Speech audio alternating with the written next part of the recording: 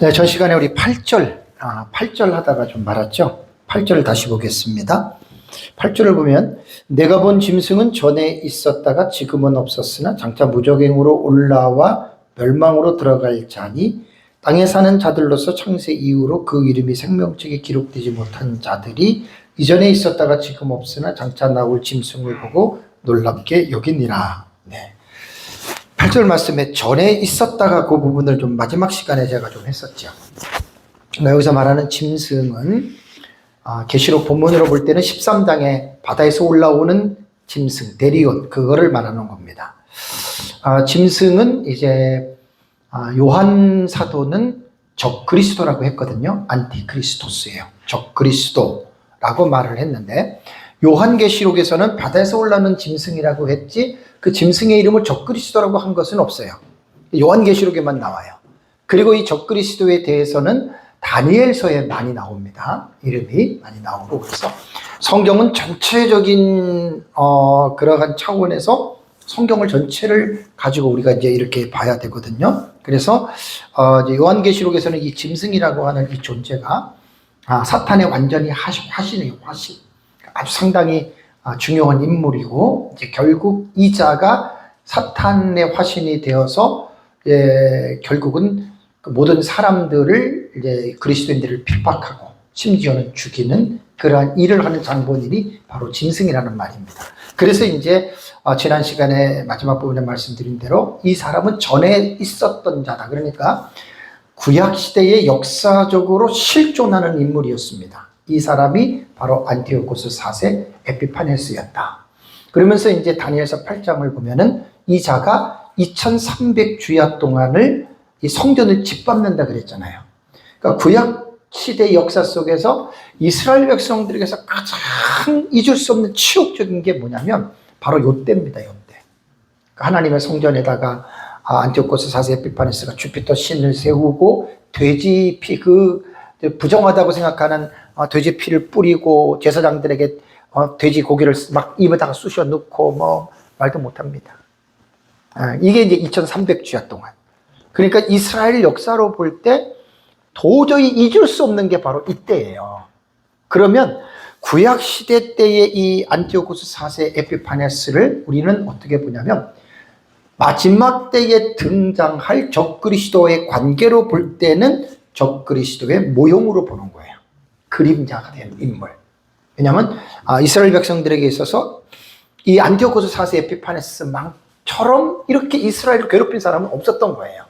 그래서 이제 사도 요한은 계시록 17장에 와서 하나님의 계시를 보면서 이 짐승은 구약 시대에 이스라엘 백성들에게 2300주야 동안 짓밟았던 그랬던 자처럼 그런 말이에요.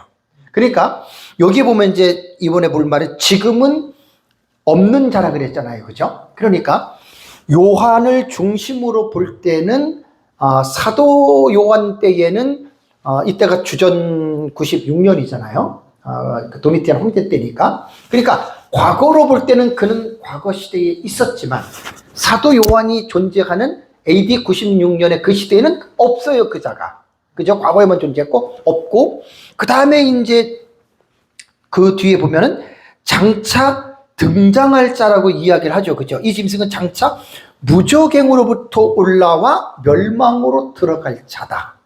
그러니까 짐승을 과거와 현재와 미래라고 하는 이 시제로 볼 때에 이제 구약의 적그리스도의 모형이었던 안티오코스 4세 에피파네스와 같은 그러한 자가 지금은 없지만 장차 앞으로 이 자가 역사 세계에 나타날 것이다. 그게 이제 요한계시록에서 우리가 보는 바로 적그리스도에 관한 지식입니다. 그래서 성경은 전체적인 맥락에서 전체적인 차원에서 성경을 우리가 다 이해를 해야 돼요. 그래서 사실 종말론이 제일 어려운 거예요. 요한계시록을 우리가 올바르게 이해하기 위해서는 성경 전체에 대한, 성경뿐만이 아니라 교회사에 대한 역사적인 것도 꿰뚫고 있어야 돼요. 그것만인 줄 아세요? 성경뿐만이 아닌, 제가 그때 강의할 때도 말씀을 드렸잖아요. 이 세상의 모든 지식들을 알고 있어야 돼요. 천문학, 물리학, 그다음에 4차 산업 이런 것들을 여러분 다 알고 있어야 요한계시록을 여러분 제대로 풀 수가 있는 겁니다.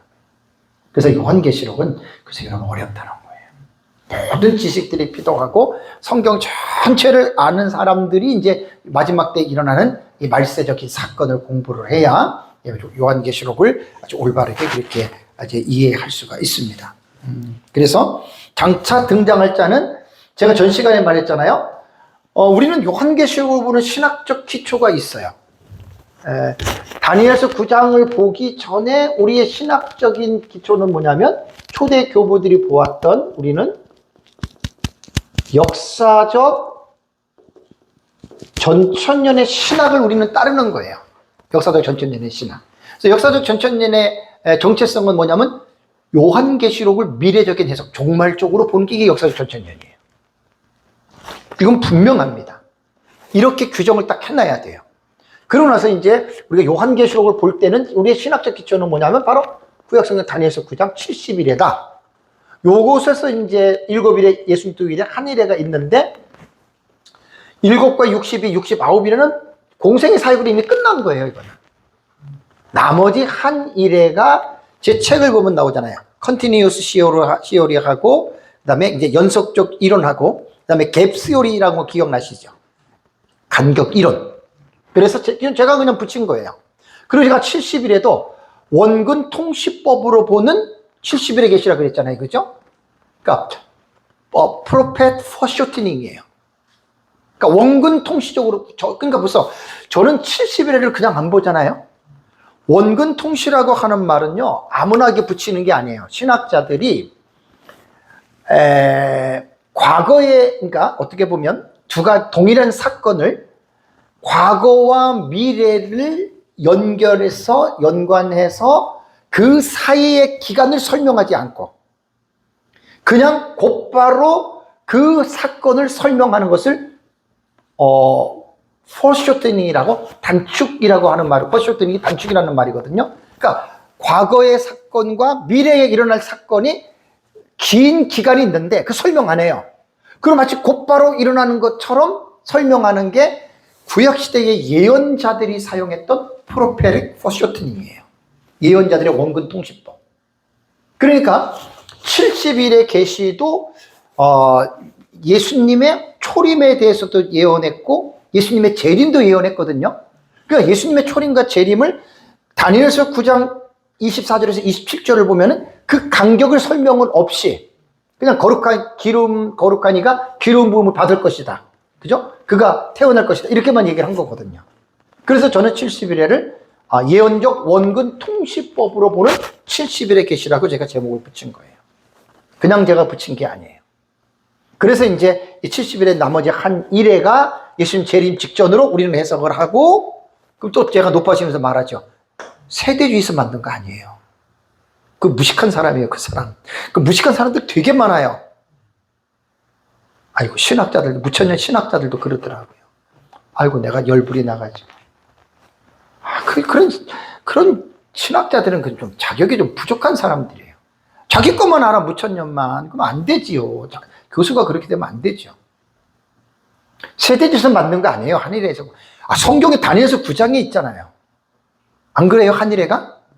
다니엘서에 있고. 그 성경을 교회사 쪽으로 보면은 초대 교부가 그렇게 해석을 했잖아요. 2, 3세기에. 세대주의는 19세기에 나온 거예요. 그러니까 제가 말을 안 하게 생겼냐고요. 요것만 나오면 항상 내가 그런 사람들 들으라고 얘기를 하는 거예요. 세대주의 아닙니다. 정확하게 알고 하세요. 그래서 이제 한일회를 다니엘서 아까 말한 대로 6장에서 19장에 한일회 53가지 사건 도표 딱 이렇게 확실한 신학적인 체계가 어디 있어요? 솔직한 얘기로. 네? 다른 사람들 이 계시록 한번 얘기 들어보셔요. 족보도 없고 신학적 기초도 없고 그냥 이것저것 들어가지고 그냥 막 얘기를 하는데 본인도 몰라요. 솔직한 얘기로 가르치는 사람들 보면 카더라 배워가지고 본인도 그런단 말이에요. 우리가 하는 건 정확한 이게 있잖아요. 지금 이런 게. 그러니까 설사 만에 하나라도 우리가 보는 게 틀린다 하더라도 우리가 전개하고 있는 이 신학적인 이론이 합리적이면 이런 건 학문적으로 인정이 되는 겁니다. 이게 학문의 세계에서 가능한 거예요. 그냥 카더라 해가지고 뒷받침 없이 있는 것은 그건 학문적으로 인정이 안 되는 거예요. 그래서 제가 민 목사님한테 배운 것들을 나름대로 제가 신학적 입장에서 정리를 하고 체계를 물론 민 목사님이 가르쳤고 그분에게 나왔지만 부족한 부분들을 제가 세워가지고 여러분 그걸 지금 제가 책에도 넣고 그렇게 나가는 겁니다, 여러분. 그러니까 족보 없이 배운 거 아니에요. 족보 없이 배운 게. 꼭 여러분들이 기억하시고요. 이제 장차 무적행으로부터 올라온다. 이게 이제 예수님 재림 직전에 바다에서 올라오는 짐승이 적그리스도가 역사 세계에 등장할 것이다 라고 하는 이 부분입니다. 여기서 하나 오해를 하면 안 될 게 있어요. 735페이지 두 번째 단락에 보면 이 장차 무적행으로부터 올라온다고 했잖아요. 그죠? 그러니까 일부 어떤 그 신학자들의 주석을 보면은 마치 전에 있었던 자가 장차에 나오니까 전에 있었던 자는 안티오코스 4세 에피파네스로 보는데 그러면 이 자가 무적행으로부터 올라오니까 무지한 신학자들이나 이런 사람들은 안티오코스 4세 에피파네스가 어떻게 됐다고요? 부활한 걸로 해석을 해요. 부활한 걸로. 진짜입니다. 그러니까 문맥을 읽을 때에 논리적으로는 가능하잖아요. 그죠? 장차 있었던 자였는데 지금은 없지만 그가 무적에서 올라온다? 그럼 그 사람이 안티오코스 4세 에피파네스면은 이 사람이 나중에 역사 세계에 등장할 것인데 그럼 이 자가 부활할 것이 아니냐? 전혀 안 되는 거예요. 왜 그러냐면 여러분 무적행이 어딥니까? 무적행. 무적행은 악한 영들을 가두는 감옥이에요. 그런데 안티오코스 4세 에피파네스가 죽었는데 그 사람은 육체는 땅에 묻혔지만 영혼은 지옥에 가 있잖아요. 지옥과 무적행은 다른 거예요.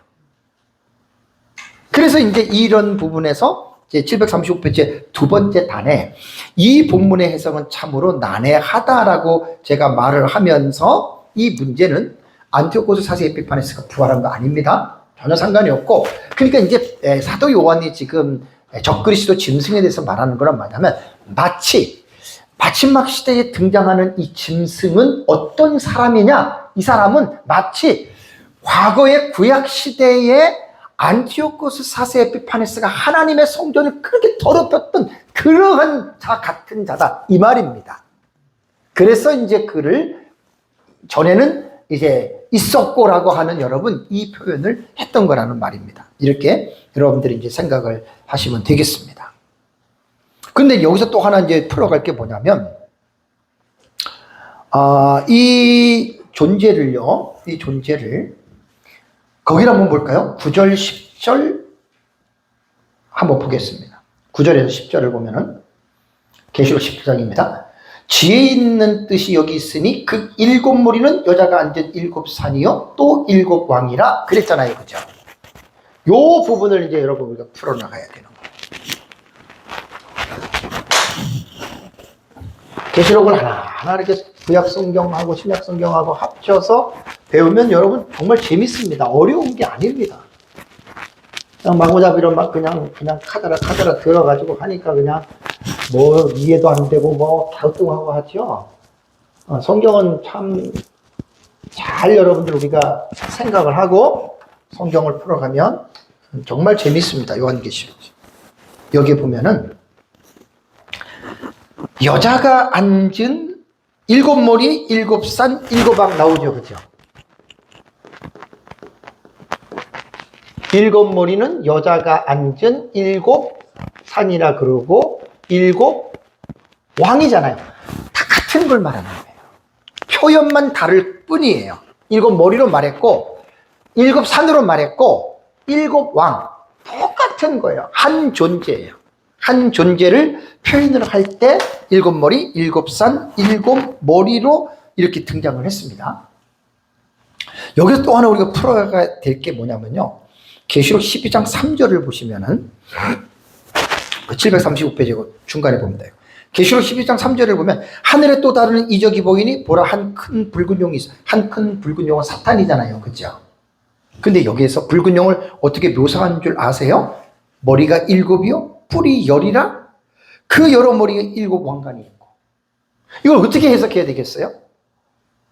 사탄이 머리가 7이고 사탄이 뿔이 10이고 그 10뿔에 그 7머리에 7왕관이 있다? 사탄을 말하는 게 아니란 말이에요. 이거는 이 세상의 역사에 존재하는 7머리, 7산, 7왕, 말 그대로 7명의 제국입니다. 이거는 제국을 지칭하는 왕을 말하는 거예요. 이거 되게 헷갈립니다. 이거.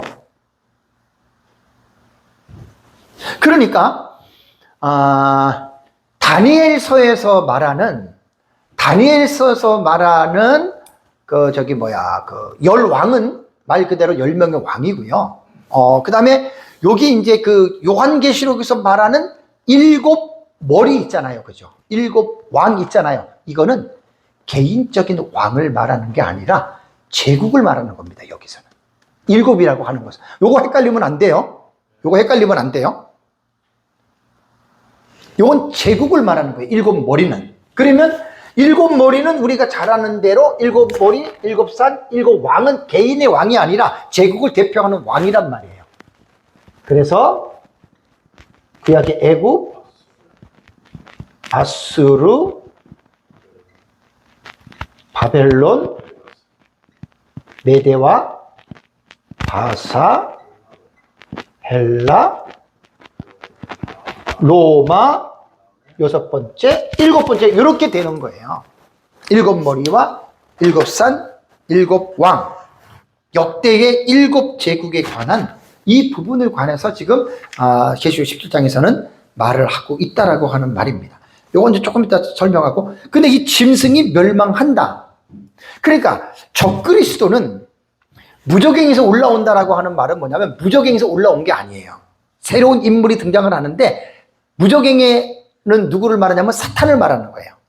사탄의 그러니까 화신이다. 그러니까 무저갱으로 올라왔다는 말이 이 적그리스도가 무저갱에서 출생한 게 아니고 무저갱은 사탄과 연관된 악한 영들의 감옥이잖아요. 그죠? 그러니까 사탄의 화신으로서 그가 무저갱에서 나왔다. 이렇게 표현했다. 이렇게 여러분들이 생각을 해야 됩니다. 근데 또 사탄을 묘사할 때 7머리, 그 다음에 10뿔 얘기를 하니까 그건 사탄을 말하는 게 아니고 7머리, 7제국의 왕들을 이들도 결국 사탄과 연관을 지어서 이렇게 말을 했다는 거예요. 그래서 이런 부분들이 이제 다니엘서하고 요한계시록하고 이런 부분을 명확하게 기준을 세워놓지 않으면 헷갈립니다. 이게 도대체 뭘 말하는지 이런 부분에 있어서. 그래서 이제 결국 이 짐승은 멸망하는데 어디에서 멸망을 하냐면 계시록 19장을 보십시오. 19장.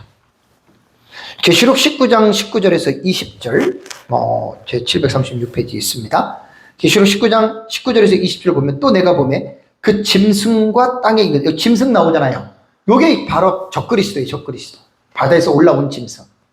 그 짐승과 땅의 임금들과 그들의 군대들이 모여 그 말탄 자와 그 군대와 더불어 전쟁을 일으키다가 짐승이 잡히고, 요게 뭐냐면 6번째 대접에 예수님 재림하죠. 아마겟돈 전쟁이에요. 요 아마겟돈 전쟁터에서 적그리스도가 예수 그리스도의 군대에서 잡히는 거예요. 그래서 아마겟돈 전쟁은 유브라데 전쟁하고 제가 지지난달에 말씀드렸잖아요. 다른 전쟁이에요. 유브라데 전쟁과 아마겟돈 전쟁은 동일한 전쟁이 아니에요. 그런데 여러분 재밌는 게 뭐냐면 계시록의 주석들을 보면 어떤 학자들이 아마겟돈과 유브라데 전쟁을 같은 전쟁으로 봅니다. 왜 그런 줄 알아요? 유브라데도 그렇고 아마겟돈도 그렇고 거기에 유브라데라고 하는 지명이 나와요. 그래서 그렇게 말하는 건데 전혀 양상이 다른 전쟁입니다. 그건 왜 다른지 아시죠?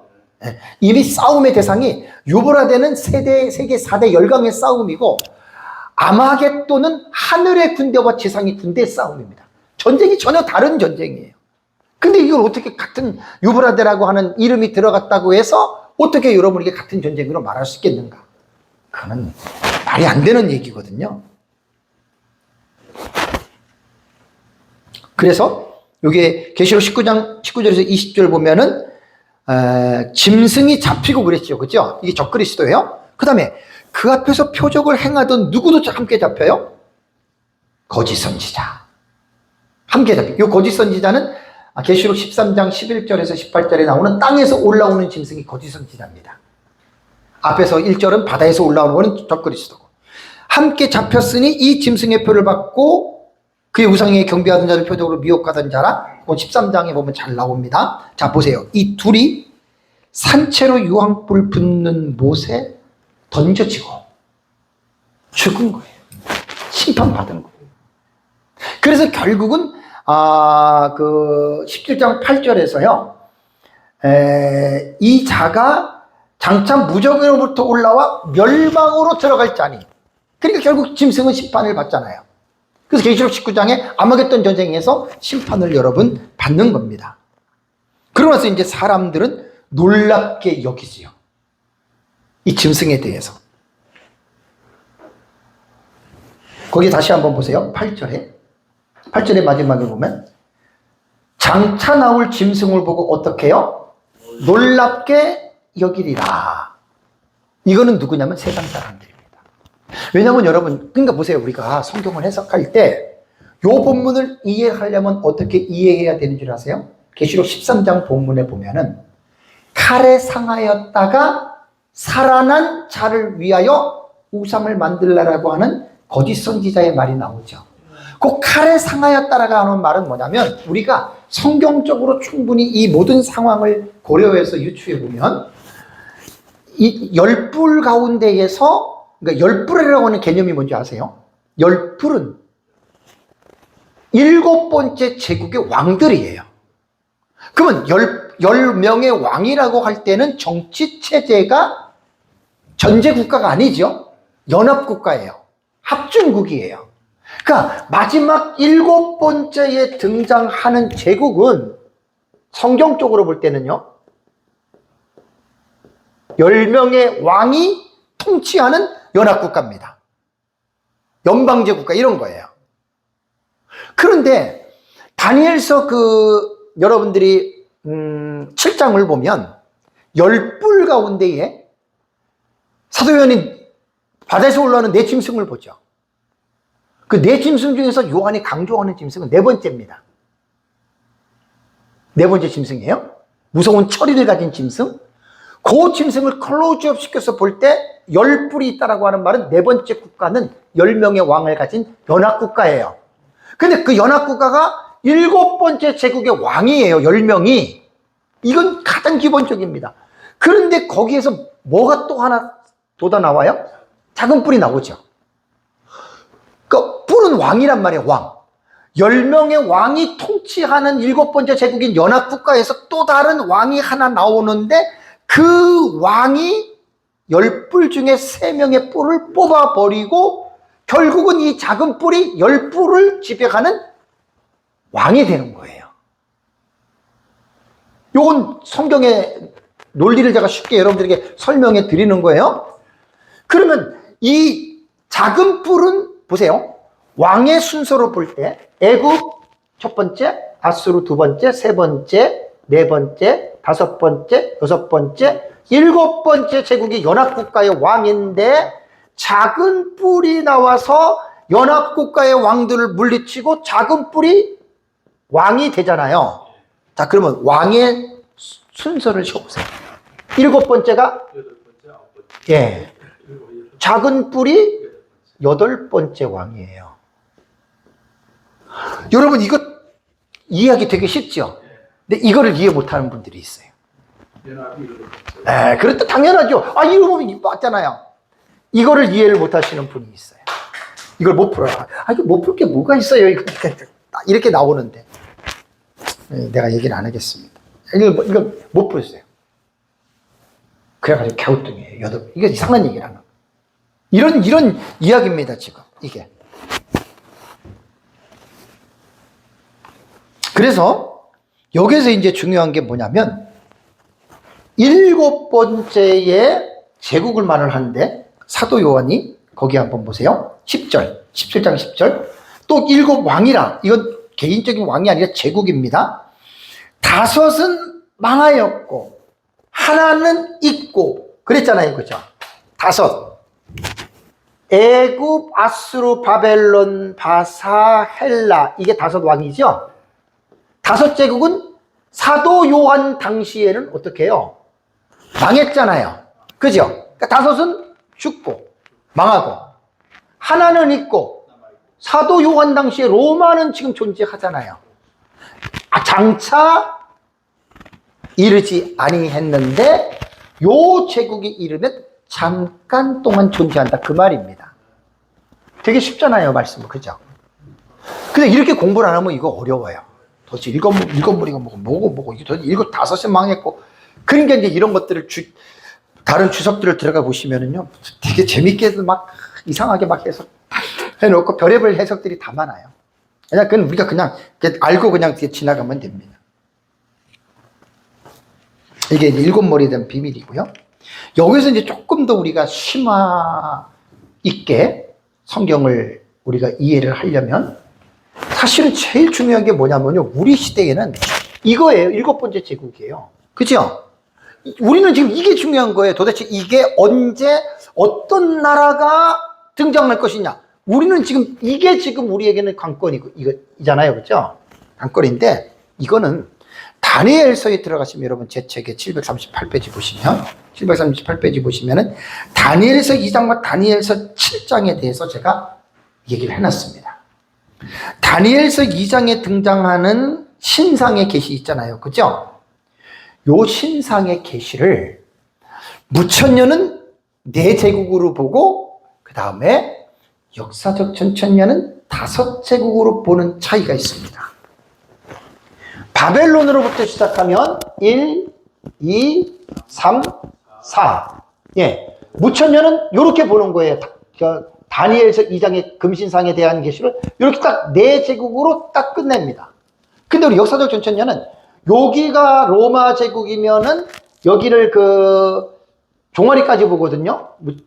이제 우리 다섯 제국은 여기를 종아리로 보고요.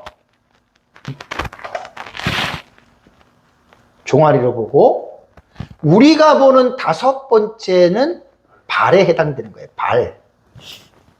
역사 전체는 이렇게 다섯 제국으로 봐요. 요 차이예요. 그러니까 뭐 내가 옳으니 너는 틀리니 이런 말 하지 말고 나는 이렇게 보는데 당신이 이렇게 보는구나.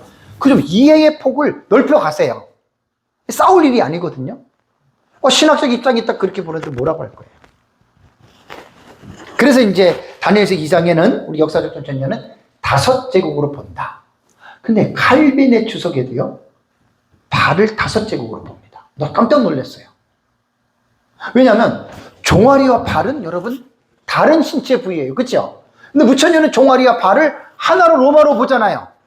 그죠? 그거는 안 맞죠. 분명히 종아리와 발은 달라요. 발에는 발가락이 있잖아요. 그죠? 다른 거예요. 그래서 저는 역사적 전천년 입장에서 우리가 보는 해석이 더 합리적이라고 봅니다. 우리가 보는 해석이. 그 다음에 이제 다니엘서 7장에서 네 짐승 중에서 네 번째 짐승에 포커스를 맞췄다는 거. 여러분 그걸 꼭 기억하시고, 그 다음에 이제 10절을 딱 요것만 한번 볼까요? 10절에. 일곱 번째 짐승의 특징을 10절에 뭐라고 얘기를 했습니까? 일곱 왕이나 다섯은 망하고 하나는 있고 다른 하나는 아직 이르지 아니하였으나 이르면 뭐라 그랬습니까? 반드시 얼마 동안? 잠시 동안 머무는 거예요. 여러분 우리가 역사를 보십시오. 애굽의 역사가 수천 년이죠. 그죠? 아수르도 꽤 오래된 거예요. 바벨론도 고대 바벨론까지 들어가면 꽤 오래된 수천 년의 역사를 가지고 있는 나라예요. 그죠? 메데와 바사도 마찬가지입니다. 헬라는 이제 마게도냐로부터 시작한다면 뭐 이렇게 되고, 로마는 여러분 긴 역사예요. 대부분 사람들이 참 좀 이상한 게 로마 제국이 언제 망한 줄 아세요? 참나 이거 정말 이해들이 안 가요. 이거 지금요 구약시대에 망한 게 아니에요. 로마 제국은요 서로마하고 동로마가 있잖아요. 서로마가 476년에 망하고 동로마가 53년이에요. 그러면 여섯 번째 제국인 로마 제국의 최종적인 멸망은 1453년이라고요, 여러분. 나 참 진짜 이거 무천년주의자들 해석하는 거 보면 너무 웃긴 게 476년에 망한 게 아니에요. 로마는 1453년에 가서야 망하는 거예요, 여러분. 로마 제국의 역사가. 그리고 지금 일곱 번째 제국이 등장하는 사이에 지금 있는 거잖아요. 이거 여러분 꼭 기억하셔야 돼요, 이거. 로마 제국 이때 망한 거예요. 로마 제국은. 이걸 꼭 기억하세요. 1453년에 로마 제국이 멸망을 한 겁니다. 여섯 번째 짐승은. 그리고 이제 이르면 반드시 잠깐 동안 이 10명의 왕이 통치하는 여러분 이 나라는요, 몇천 년, 몇백 년도 아니고 잠깐. 이해가 되세요? 그러니까 여러분 한일의 7년 얼마나 정확합니까, 성경이. 그죠? 네? 정확한 거잖아요. 다른 나라는 몇천 년씩 이렇게 몇백 년씩 가지고 있었던 나라들에 비해서 일곱 번째 제국은 잠깐 동안. 제가 성경을 연구를 하면서 이런 거 보면 너무너무 기뻐요. 왜? 내가 믿고 있는 이 성경의 해석이 너무나 정확해요. 근데 다른 사람들은 이런 거 몰라요. 이런 것도 모르고 무조건 믿습니다거든요. 그런 사람은 기쁨을 몰라요. 저는 성경을 하나하나 연구를 하니 나가니까 막 이런 거 볼 때마다 얼마나 여러분 마음이 기쁜지 모릅니다. 여덟째 왕과 열 왕의 비밀. 바로 요거예요. 간단한 거예요. 그게 이제 어디에 나오냐면 11절 보세요. 11절. 자, 이제 11절에 보시면 뭐라 그랬습니까? 전에 있었다가 지금 없어진 짐승은 몇 번째 왕이라고요? 여덟째 왕이니 그랬잖아요. 여덟째 왕. 그러니까 이미 여덟째 왕이라고 할 때는 10명의 일곱 번째 제국의 왕들을 쉽게 말하면 정치적인 쿠데타를 일으킨 거예요. 요즘으로 말하면. 쿠데타를 일으켜가지고, 예를 들어서 군부가 쿠데타를 일으켜서 정부를 전복시키고 이런 식이죠. 그 작은 뿌리 그거예요. 근데 여러분 상식적으로 생각해 보시죠. 제가 이제 본문을 전에 이미 연구할 때 하나님이 영감을 주신 건데, 쿠데타는요, 간단한 거 아니에요. 물론, 바벨론이, 아수르? 바벨론? 메데바사. 네. 바사 제국이 바벨론을 멸망을 시킬 때 있죠, 여러분. 그죠? 네. 멸망을 시킬 때 메데와 바사가요, 통합을 해요. 메데와 바사는 이 당시 어느 정도냐면요, 메데는 중국, 바사는 북한. 자, 북한이 중국을 이길 수 있어요, 없어요? 못 이기죠. 근데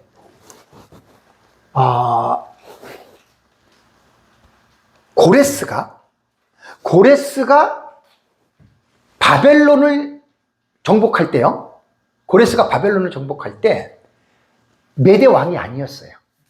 메데 왕은 아스티아게스예요. 마지막 왕이 아스티아게스. 그 다음에 이 고레스는 바사 제국 안산이라고 하는 북한 같은, 중국으로 말하면 조그만 영토의 캄비세스라고 하는 아버지 밑에 있는 그냥 아들이었어요. 아들. 그런데 메데 바사가 바벨론을 쳐서 이겼잖아요. 근데 바사 혼자는 어림도 없어요.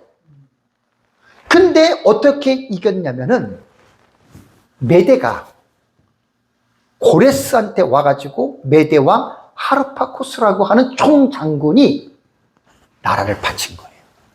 이거는 어디서 나온 줄 아세요? 헤로도토스의 역사책에 나와요. 역사의 아버지 헤로도토스이시죠. 그 책은 내가 그 책도 한 4, 5년 전에 읽었던 책이에요. 옛날에 바사 제국 연구할 때. 그거 한번 읽어보세요. 되게 어려워요. 그러니까 바사 제국을 성경을 연구하려면, 바사 제국 연구하려면 에스라 니에미야 에스더 있잖아요. 요것을 연구를 하려면 꼭 그 책을 보셔야 돼요. 헤로도토스의 역사. 역사의 아버지라 그러잖아요. 그것도 한 1000페이지 돼요. 근데 용어가 되게 어려워요. 애굽을 아키토스 이렇게 말하고, 이름도 다 다르게 말해요. 고레스를 퀴리오스 그래요. 네, 퀴리오스 이렇게 얘기를 해요. 네, 퀴리오스. 그래서 그 역사책을 제가 읽으면서 상당히 좀 이랬는데, 저도 역사책을 읽으면서 바로 이 부분에서 하르파코스라고 하는 장군이, 쉽게 말하면 외할아버지가, 이것도 다 얘기를 하면 시간이 걸리는데, 고레스가 누구냐면은요, 그 메대의 마지막 왕인 아스티아게스의 손자예요, 손자. 그러니까 자기 딸 만다네라고 하는 공주가 낳은 아들이에요. 근데 이 아스티아게스는 정권에 욕심이 있어가지고 자기가 딸이 낳은 아들 고레스가 장차 이 제국의 왕이 된다라고 하는 말을 듣고 그 손자를 죽이려고 합니다. 근데 하나님의 기적적인 섭리로 그 동시에 태어난 신하, 다른 신하, 양치기의 신하의 부인과 똑같이 태어났는데 그 아들하고 맞바꾸치기예요. 근데 그 아들이 태어나면서 죽었고 고레스는 만다네가 났을 때 살았어요.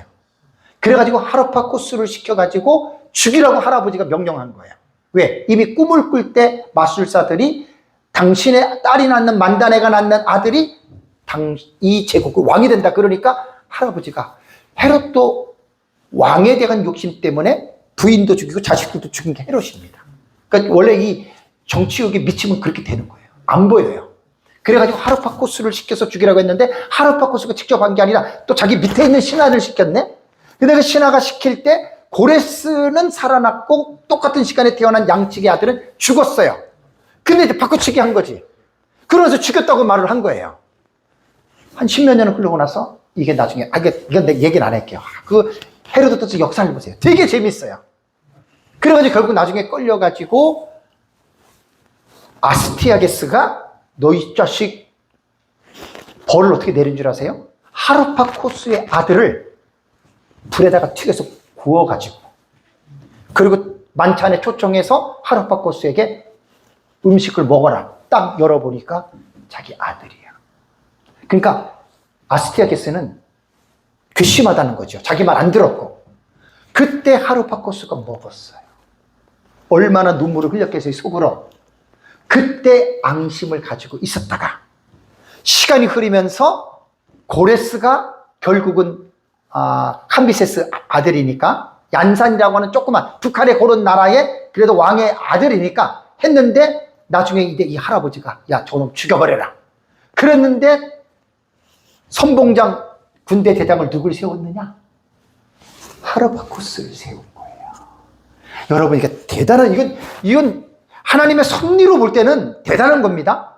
그래서 이 하르파쿠스가 대군을 이끌고 바사 제국을 침공하러 갔다가 고레스에게 대군을 바친 거예요. 이성계 위화도 해군 아시죠? 네. 그러고 나서 돌아서태가지고 고레스가 그 메대의 군사를 데리고 메대로 들어가서 아스티아게스는 투선 들일 수밖에 없죠. 여러분 이렇게 된 겁니다. 참 여러분 신기해요. 그럼요. 그래서 메대군을 가지고 그 메대와 바사는 그 당시에 왜냐면 그 당시에 국제 정세나 이런 사람들을 볼 때는 메대와 바벨론이 거의 비슷했어요. 이 힘이 거의 비슷할 당시였어요. 그래서 이제 이 메대의 왕이 초대 그 왕이 누구냐면 이제 그걸 메대하고 바사랑 연합해서 합쳐 나온 것을 페르시아 제국이라고 하잖아요. 그 초대 왕이 고레스예요, 고레스. 예. 그래서 이제 바벨론을 접수하고 메대와 페르시아 제국이 이제 통치를 한 겁니다. 역사 공부하면 되게 재밌어요. 정말 재밌어요.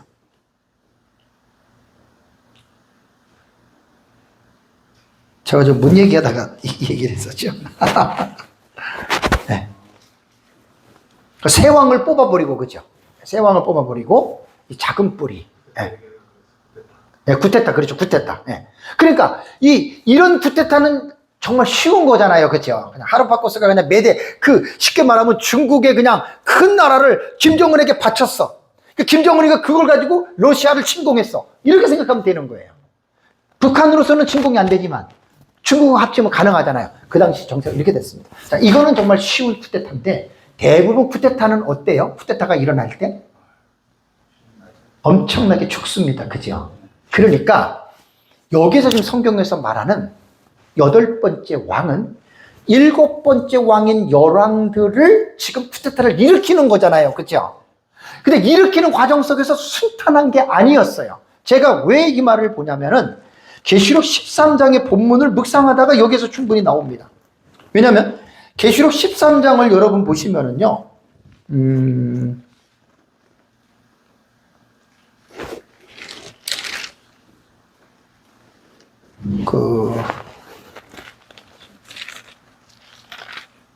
거기서 보면은 14장 3절을 보면 그의 머리 하나가 상하여 죽게 된 것 같더니 그 죽게 되었던 상처가 나음에 그랬잖아요. 그죠? 요게 짐승이에요. 요게 적그리스도 8번째 왕이 등장하는 것이거든요.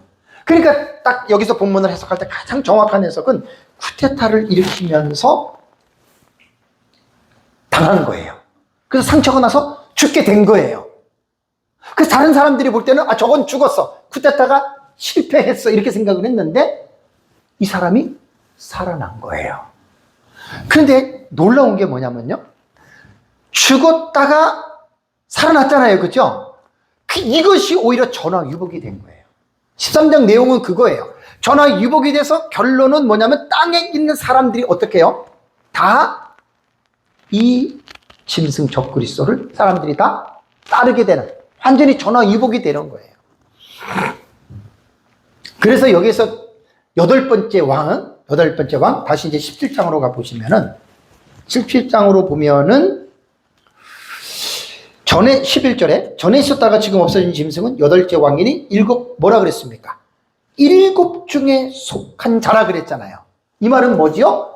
왕이 되기는 했지만, 8번째 왕이 되긴 했지만, 그 제국의 베이스가 뭐라는 거예요?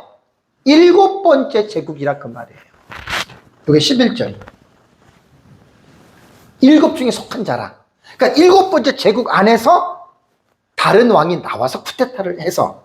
근데 이제 왕이 됐으니까 왕이 순위로는 몇 번째? 8번째. 그렇죠.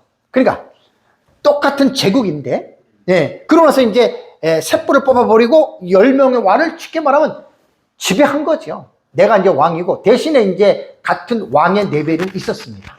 왜냐하면 이제 그 계시록 17장 뒤에 보면은 이제 이 열왕들이 한 뜻을 가지고 이 8번째 왕한테 권력을 밀어주잖아요.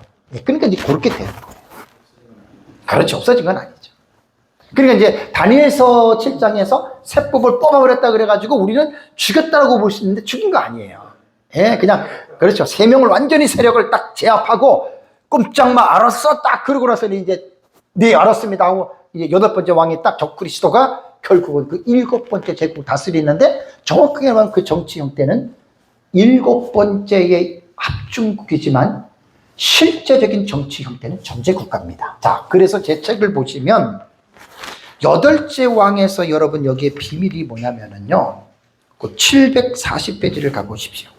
이건 대단히 여러분 중요한 인사이트입니다. 여러분 이건 그냥 얻은 게 아닙니다. 제가 역사에 대해서 로마 역사도 초기 역사는 조금 그때 책 읽을 때 뭐 시오노 나나미 있고 한 4, 5권까지 읽었거든요. 그때 이제 로마 역사를 보면서 딱 하나님이 지혜를 준 거예요. 왜냐면 여러분이 짐승국가 보세요. 애굽, 아수르, 바벨론, 메데바사, 헬라, 로마 있죠. 이 6제국의 정치 형태가 뭔지 아세요, 여러분?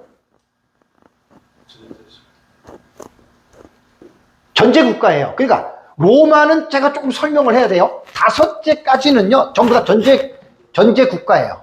왕이 다스리는, 그죠? 독재국가였거든요. 근데 6번째 로마 제국은요 어떻게 여러분 시작이 되냐면 제 책을 보시면은 거기 740페이지 보십시오. 거기서부터 내가 정리를 해놨습니다. 중간에 6째 짐승국가였던 로마의 정치 체제를 보면 로마의 건국은 주전 700년으로 봅니다. 그래서 우리가 로물루스에서 쌍둥이 늑대 뭐 해가지고 늑대가 쌍둥이 아들 키워서 이런 얘기 나오잖아요. 그건 전설이에요. 전설. 팩트는 아닙니다. 일부 라틴인들이 티베르강 유역에서 조그만 촌락인 공동체를 형성한 게 이게 로마 제국의 시초가 된 거예요. 그래서 이제 로마 제국이 이제 어디까지나 옛날에는 전부 다 전제국가잖아요. 그렇죠? 왕이 다스리잖아요. 그러다가 기원전 509년에 로마인들이 이 전제 정치를 하는 왕을 아주 오만하고 독재적인 자라 그래가지고 로마 시민들이 왕을 추방해버리고 공화정, 리퍼블릭, 공화정이라고 하는 새로운 정치 체제를 만든 거예요. 로마 제국의 정치 형태를 보면 공화정이라고 하는 말은 왕이 없어요. 왕은 없고 국민이 선출한 대표자가 국가를 통치하고 국민 스스로가 대표가 될 수 있는 정치 형태를 공화정 체제라고 합니다. 그래서 왕 대신에 2명의 집정관을 뽑고 서로 견제하면서 나라의 행정을 이제 맡기고 하는데, 이거는 뭐냐면 독재를 막기 위해서 2명의 집정관을 1년으로 이제 이렇게 기한을 정했다고 그래요. 그러면서 이 공화정 체제에서 실제 권력은 누구냐? 로마의 그 유명한 원로원입니다. 원로들. 나이 들고 권력 있는 이 사람들이, 그러니까 원로원 정치란 말이에요. 공화정을 다 따지고 보면. 근데 이것이 시간이 지나다 보니까 부패가 되겠어요? 안 되겠어요? 당연히 부패가 되죠. 지들끼리 전부 다 밀실해서 해가지고 전부 다 나라를 이끄니까 그럼 당연히 불만이 있을 거 아닙니까? 그죠? 그래서 그 불만을 표출한 것이 뭐냐면은 1차 삼두 정치예요. 그 로마 역사를 알아야 돼요. 이거 기도한다고 성령님 가르쳐 주는 거 아니에요. 성령님 이런 건 안 가르쳐 주세요. 너 책 봐라 그래요. 책 봐라. 로마 역사를 공부해라. 로마 역사에서 딱 인사이트를 주는 거예요. 1차 삼두 정치가, 삼두는 석삼자의 머리두자예요. 세 사람이 정치를 했다는 거예요. 그러니까 로마 제국이 전제적 국가로 시작했다가 공화정 정치, 원로원에서 시작했다가 또 시간이 지나면서 한 400년 지나면서 여기도 부패가 되니까 이제 여기서 이제 그 의식 있는 사람들 중에, 군인들 중에 이거 뭐 저놈들 이래가지고 삼두 정치가 시작이 됐는데 주전 60년에서 50년입니다. 율리우스 카이사르, 그 유명한 카이사르 있죠, 시저. 그 다음에 크라수스, 그 다음에 로마의 유명한 장군이었던 폼페이우스 장군. 요 세 사람이 뜻을 입을 맞췄어요. 야, 우리나라에 있어 안 되겠다. 우리가 들고 일어나자. 원로원 저것들 썩었다. 그래서 1차 삼두 정치가 이 세 사람에 의해서 로마의 원로원의 권력을 대항한 거예요. 그러면서 이 1차 삼두 정치에서 승리자가 누구냐? 율리우스 카이사르예요. 그래서 카이사르가 혼자서 독재적으로 이제 로마를 지배를 했습니다. 잠시 동안. 한 20년은 안 돼도 그 가까이 지배를 하다가 기원전 44년 3월 15일에 브루투스와 카시우스를 비롯한 원로원의 공화정 옹호파에 의해서 칼에 찔려서 죽습니다. 양아들한테 칼에 찔려 죽어요. 딱 죽고 나니까 어떻게 돼요? 로마 원로원은 이제 우리가 또 하자 그랬는데 그 밑에 세대들이 있잖아요. 딱 밑에 세대들 중 머리 잘 돌아가는 장군들이 까불지마 하고 일어난 것이 2차 삼두 정치입니다. 이 2차 삼두 정치가 주전 43년입니다. 옥타비아누스, 레피두스, 안토니우스. 유명한 장군들이잖아요. 결국 이 세 명의 2차 삼두 정치에서 승자는 옥타비아누스입니다. 옥타비아누스가 결국은 로마의 초대 황제가 돼요.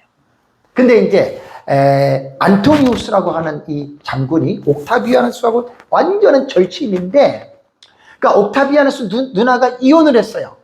근데 이혼한 자기 누나를 안토니우스에게 줄 정도로 가깝게 지냈단 말이에요. 근데 이 안토니우스가 누구한테 미친 줄 아세요? 클레오파트라. 그 애굽의 프톨레미 왕조. 그 클레오파트라에게 눈이 뿅 가버린 거예요. 근데 여러분, 이 클레오파트라는 어떤 사람인 줄 아세요? 그 율리우스 카이사르 있죠? 카이사르의 정부였어요, 클레오파트라가. 그래서 애를 둘이나 낳았어요. 그러니까 옛날에는 뭐 여자들이 뭐 지금도 그렇지만 얼굴만 예쁘면 그 별로 중요하지 않아. 남자들은 그냥 지 마음에 맞으면 그냥 막 쓰는 거야. 그 원래 카이사르와 같이 정부였단 말이에요, 클레오파트라가. 카이사르 암살 당하고 나중에 이제 옥타비아누스가 그 클레오파트라를 보고 반해가지고 여기에 빠져가지고 옥타비아누스가 지 누나 버리고 애굽으로 내려간 거예요. 자, 안토니우스요. 자, 옥타비아누스가 그때 이제 레피두스를 물리치고 이제 로마의 실권을 잡았거든요. 자, 마음이 어땠겠어요, 기분이? 너 죽여버릴 거야. 그거였죠, 그죠? 그리고 실제적으로는 이미 주전 60년에 시리아는요, 로마에 의해서 벌써 망했어요. 주전 60년에. 그 폼피우스 장군이 해가지고 물리쳤거든요. 그럼 남은 거는 어딘 줄 아세요? 애굽만 남았어요. 프톨레미 왕조만 남은 거예요. 근데 이제 그 당시만 해도 애굽이 그래도 프톨레미 왕조가 나름대로의 그런 정치적인, 군사적인 힘이 있었어요. 그런데 이제 여기를 마지막 물리쳐야 되는데, 안토니우스가 클레오파트라 됐잖아요. 애굽편에 선 거야. 그래서 마지막 최후의 전투를 애굽하고 로마하고 전쟁을 하는 거예요. 애굽하고 로마하고 전쟁을 하는데, 이때 전쟁을 했던 장소가 악티움이에요. 악티움. 그 유명한 악티움 해전. 주전 31년이에요. 이 악티움 해전에서 클레오파트라 군대가, 안토니우스 군대가 깨집니다. 그리고 클레오파트라 어떻게 하는 줄 아세요? 자살하잖아요. 자살하는 거예요, 클레오파트라가. 안토니우스도 자살해서 죽고. 그러고 나서 이제 헬라 제국은 클레오파트라가 죽고 나서 끝이에요. 끝. 치마이가 된 거예요. 끝이 되고, 로마 원로원에서는 정치적인 집단이지만 이제 자기네들이 좌지우지 못하잖아요. 이제 옥타비아누스가 명실공히 이제 그 클레오파트라 애국 군대를 이미 정립을 했잖아요. 그러니까 이제 원로원에서 옥타비아누스를 아구스도라고 불렀어요. 아구스도. 누가복음 2장을 보세요. 누가복음. 성경에 이게 이 당시 거예요. 누가복음 2장을 보세요. 성경에 다 나오는 거예요. 자, 누가복음 2장 1절을 볼게요. 그때에 가이사 아구스도가 영을 내려 그랬죠. 이게 옥타비아누스입니다.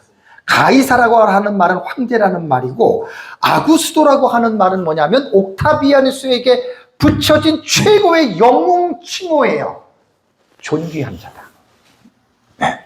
그러니까 가이사는 황제라는 말이고, 아구스도는 옥타비아누스에게 원로원에서 부여한 존귀한 자다, 당신은. 그러니까 누가복음 2장을 읽을 때는 이 역사적인 배경을 모르면 가이사 아구스도가 뭐야? 이러잖아요. 그죠? 제가 역사 공부를 하면서 얼마나 정말 기쁘고 감사했는지 몰라요. 이런 거 하나하나 공부하고, 로마사도 보고, 바사제국도 보고, 요세푸스도 읽고, 그 다음에 헤로도투스 역사도 보고, 그러면서 여러분 성경이, 잊혀지지를 않아요. 제가 역사를 모를 때는요, 구약 성경 같은 거 막 설교할 때 그냥 적당히 했는데요, 이거 책을 읽고 역사를 정리하고 나니까요, 저도 모르게 메시지가 완전히 파워풀하게 나오는 거예요. 고레스 같은 경우 설교할 때는요, 보통 설교의 서론만 제가 30분 이상을 해야 돼요. 왜? 아까 말한 대로 그 아스티아게스, 만단에 이런 거 있잖아요. 이거를 설명을 해줘야 되잖아요. 그래서 여러분 성경은요, 무조건 읽으면 안 돼요. 배경, 역사, 공부들 다 하셔야 돼. 그러면요, 얼마나 성경에 확실히 되는지 몰라요, 확실히. 그래서 제가 이 역사를 제가 알고 나서부터는 구약 성경 같은 거 딱 읽으면 다 이해가 되잖아요. 그리고 이제 분열왕국 같은 경우는 15년 전에 연구를 했던 거고, 뭐 아수르왕 불 같은 거 막 이런 것들 다 그 당시 아수르 하란 이런 것들 전부 다 이런 것들 그 역사를 딱 알고 나니까 너무나 여러분 성경이 정확한 거예요. 너무나 성경이 확실한 거예요. 그러니까 설교할 때 여러분 생각해 보세요. 너무나 강력한 확신이 나와서 문제지, 저 같은 경우. 너무나 강력한 확신이 나와서 문제지, 저는. 왜? 나는 일반 역사를 통해서 검증을 한 거거든요. 이것도 다 일반 역사에서 검증이 되는 거잖아요. 그래서 삼두 정치의 결론을 이제 말을 할게요. 제가 로마의 역사를 여러분들에게 말씀을 드리려고 한 게 아니라 참새 한 마리도 하나님 허락해 떨어지죠. 우리는 모든 역사를 하나님의 섭리사로 봅니다, 여러분. 우리는 그리스도인들은. 유럽의 이신론 알죠? 이신론? 이 이신론은요, 데이즘이거든요. 유럽 사람들의 신과는 뭐냐면 신이 천지를 창조했다고는 믿어요. 그럼 하나님 믿네? 근데 그 다음에 뭔 줄 알아요? 신이 천지를 창조해 놓고 이 세상을 떠나 계셔. 그게 유럽 사람들의 신관이에요. 그 말은 뭐냐면 하나님은 창조만 해놓고 돌보지 않아. 그냥 가셨어, 이거거든요. 우리는 어때요? 하나님이 세상을 창조만 해놓고 가셨나요? 섭리하고 보호하시고 통치. 이게 하나님의 섭리예요. 이게 하나님의 섭리라고. 그러면 참새 한 마리도 하나님 허락하지 않으면 떨어지지 않죠. 로마 역사도 하나님의 섭리사로 본다면 5제국의 이 제국들의 정치 형태가 전제 정치예요. 그러면서 또 하나 이건 뭐냐면 짐승 국가의 자격이에요. 자격. 아무나 짐승 국가가 되는 게 아니에요. 전제 정치의 형태를 가지고 있어야 되고, 두 번째는 뭐냐면 하나님의 선민인 이스라엘 백성들을 박해해야지 짐승 국가가 돼요. 자, 애굽, 아수르, 바벨론, 메데, 바사, 헬라 얼마나 이스라엘을 핍박했습니까? 요게 딱 들어가야 돼요. 전제 국가가. 그런데 로마를 보면 삼두 정치 이전까지는, 그죠? 헬라가 망하기 전까지는 로마 제국은 원로원 정치였잖아요. 전제 정치가 아니잖아요. 그죠? 그러니까 짐승 국가로서는 합당하지 않는 거예요. 그런데 그 사이에 옥타비아누스가 초대 황제가 되면서 애굽의 그 프톨레미아 제국을 물리치면서 옥타비아누스가 원로원에서 초대 황제로 옹립을 받잖아요. 그러면서 로마 제국이 정치 형태가 어떻게 된 거예요? 전제 국가로 된 거예요. 저는요, 오해하지 마세요. 난 이거 누구한테 들은 적이 없어요. 내가 역사를 아니까, 계시록을 알고 연구를 하니까, 전제 이건데 왜 여기는 이랬지?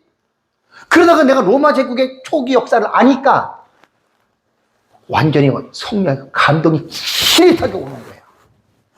와, 이거야말로 하나님의 섭리다. 1차 3두전지 2차 3 이것만 섭리예요. 그리고요, 더 놀라운 게 뭔지 아세요? 로마 제국이 헬라를 물리칠 때 있잖아요.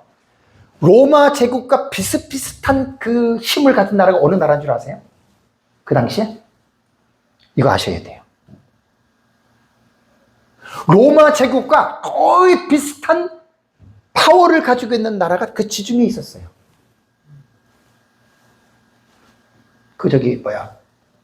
갑자기 이름이 생각이 안 나네? 그 나라? 두로 있는데, 두로.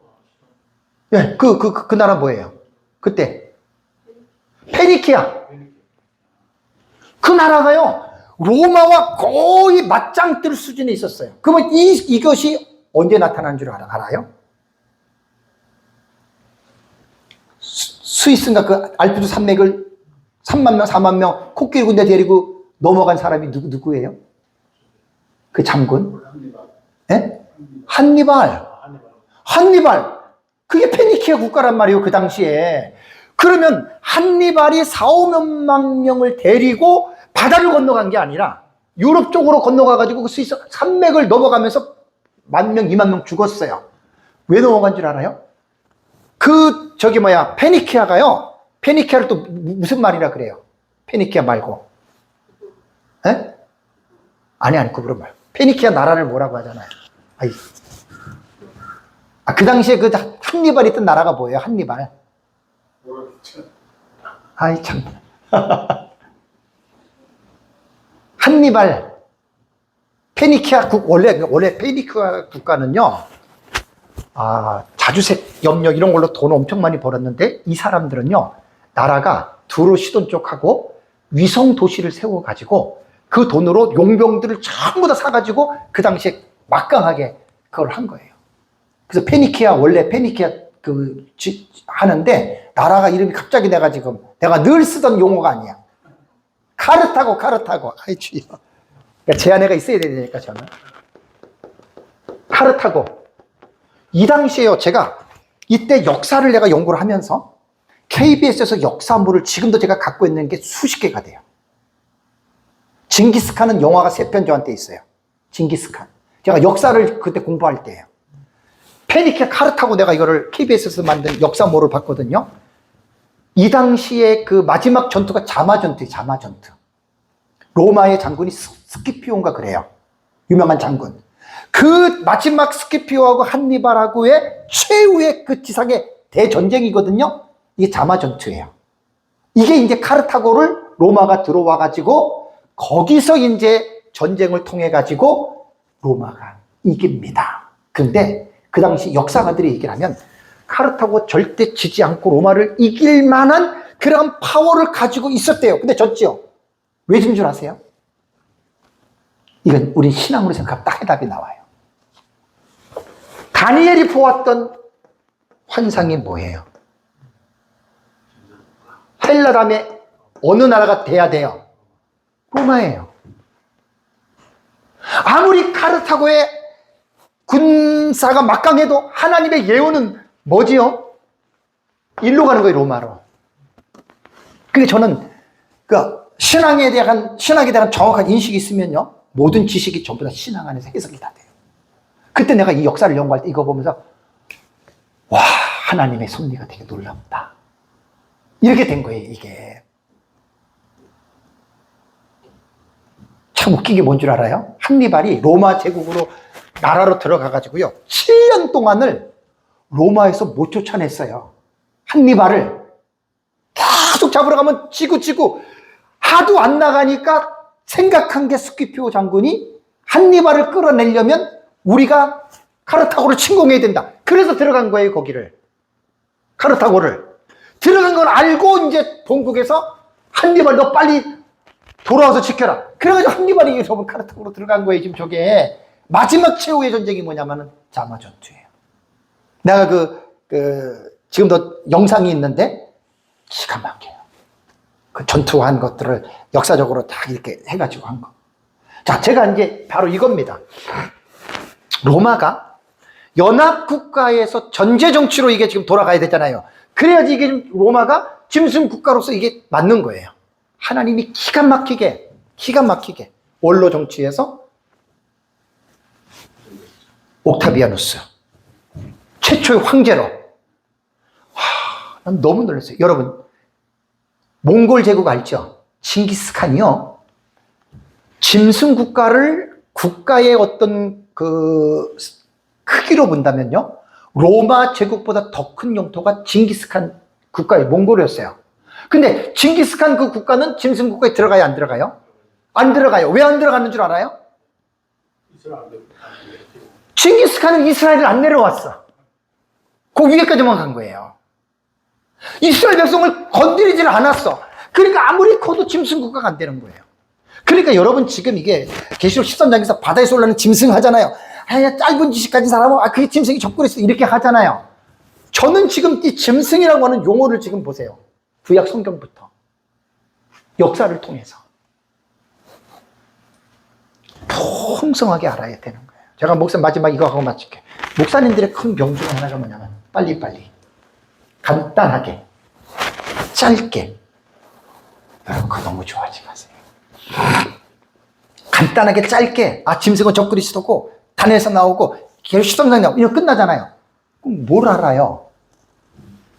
그거를 설명하기 위해서 수십 시간을 여러분 공부를 하면 짐승에 대한 이해가 얼마나 풍성하겠냐고요, 여기. 그러니까 빨리빨리. 그건 병입니다, 병. 그거 버리세요. 말씀을 맺겠습니다. 오늘은 그냥 여기까지만 하고, 계시록 14장의 음력. 사실 뭐 중요한 거는 다 했어요. 중요한 거는 지금 7중에 이거 다 하고, 나중에는 뭐 아주 간단합니다, 사실. 저 책만 읽어도 돼요. 계시록 10장 뒤에 제 책만 읽어도 그냥 충분히 이해할 수 있는 중요한 부분은 오늘 다 했습니다. 17장에. 그래서 지금 음료는요, 꼭 제 책 뒤에 있는 최덕성 교수님, 이 제목이 이단보다 더 유해한 복음주의자들. 여러분, 이 제목이요, 거기 747페이지 보세요. 이 제목이 너무 여러분 충격적이지 않아요? 이거 너무 충격적이에요. 747페이지. 이단보다 더 유해한 복음주의자들. 그 복음주의자들 중에 이단보다 더 나쁜 그 복음주의 있다는 거예요. 그게 WCC예요, 여러분. 차라리 신천지라든가, 몰몬교라든가 이런 이단들은 그래도 괜찮은데, 제일 기독교에서 무서운 게 뭐냐면, 유해한 복음주의자들. 허가를 얻은 이거 무섭습니다. 나는 이 제목을 오래전에 이걸 보고 너무 내가 충격을 받고, 이야, 최덕선 교수 참 대단한 분이다. 그러면서 그 밑에 소제목이 뭡니까? 에큐메니칼 운동 신학자들에게 고함. 맨날 연합운동, 뭐 초교파, 뭐 예수 그리스도를 구주로 고백하면 다 된다고요? 역사를 보세요, 역사를. 영국의 복음주의 분열상, 미국의 장로교회의 그 자유주의 넘어간 거, 우리나라도 마찬가지란 얘기예요, 그거. 그래서 목사님들은 신학을 모르면 안 돼, 신학을. 신학적 입장이 분명해야 저 사람하고 내가 같이 해야 될 사람인지 멀리 해야 될 사람인지를 여러분 아는 거예요. 무조건 예수 믿는다고 다 믿는 게 아니란 말이에요. 신정통주의, 자유주의는 잘못된 거 아닙니까, 여러분, 그거? 에? 그런 거 분별 없이 무조건 그냥 신학했다고 목사라고 교단이라고 다 받아들입니까? 아닙니다. 자유주의와 신정통주의는 개혁신학 입장에서 같이 어깨를 나란히 할 수가 없어요. 그거 나란히 하다가 교회가 망가집니다. 최덕선 교수님 말씀대로